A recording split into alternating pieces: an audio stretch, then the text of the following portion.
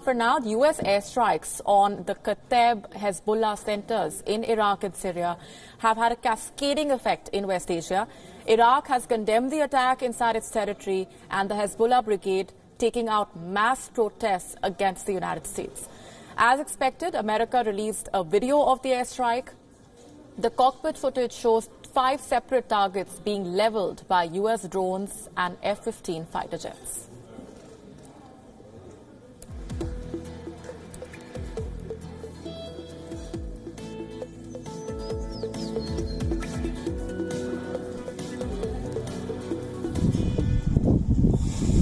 And these visuals on your screens are from the Qam district on the border with Syria. What you see are the remnants of the Kateb Hezbollah's headquarters. A total of 5 command centers were targeted by the American forces, and 25 Kateb Hezbollah fighters were neutralized. The U.S. has termed the strikes as defensive. They claim to have been moved to action by the rocket strike on the town of Kirkuk.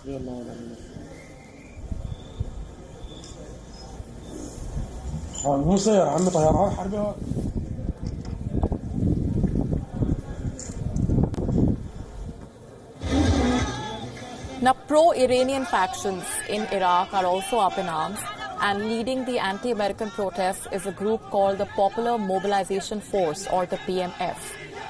The PMF is an umbrella organization of pro-Iranian Shia militant groups and integrated into the Iraqi military. In the city of Basra, hundreds gathered, chanting anti-American slogans and setting fire to Israeli and American flags. Hundreds also marched to Baghdad's high-security green zone, where the U.S. embassy is located. They pulled security cameras off the wall and burnt the American flag outside the embassy building. The political fallout has been considerable as well. Iraq finds itself in the middle of 2 warring countries, the U.S. and Iran, both of whom are major allies of Baghdad. On this occasion, though, outgoing Prime Minister Abdul Mahdi condemned the attack and hinted at reviewing ties with the United States. The U.S. ambassador to Iraq has also been summoned. وذكر السيد الوزير أن الولايات المتحدة ستقوم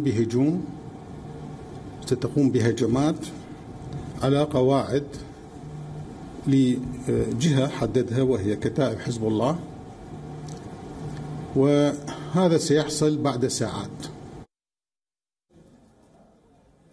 Russia, too, has decried the attacks, terming them as unacceptable. Moscow, remember, is a staunch Syrian ally, and 2 of the U.S. strikes were inside Syrian territory. And joining us on the broadcast is Lawrence Seddon, live with us from Montana in the United States, retired U.S. Army colonel, a veteran when it comes to matters related to Afghanistan and Iraq. Thanks very much for speaking with us. Your comment on the reactions that have so far trickled in and the impact those strikes have had when it comes to the situation in West Asia. Well, I think it tells you how complicated the situation is in Iraq right now. We must recall that just a few weeks ago, the Iraqis themselves were protesting against the influence of Iranian-backed militias inside Iraq. Also, these Iranian militias have been fighting with the Iraqi forces against the Islamic State. Now, I think the situation we're seeing right now is a complication of the interaction of various players, the United States, Iran, and other players like Russia, for example, as you mentioned. But this really stems from 2 things. I think it was the unwise policy of the Obama administration to get very close to the Iranians. And we're seeing the product of that because the Iranian militias have been emboldened. And it's also the product of the continuing conflict between the Iraqi Sunnis, the Iraqi Shiites, and the Kurds. So all of these are playing against each other to create situations like we've seen recently. But we have to recall now that this attack is by the United States against the Iranian backed militias is not the product of a single attack by the Iranian militias. They have been attacking U.S. forces a number of times over the past month. So I think this is a culmination of those attacks by the Iranian-backed militias against the U.S. and Iraqi bases.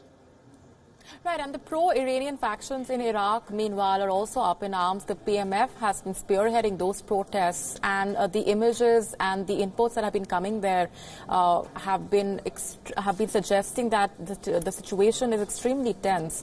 The kind of capacity that the PMF has when it comes to mobilization, of course, has already been witnessed in the past as well.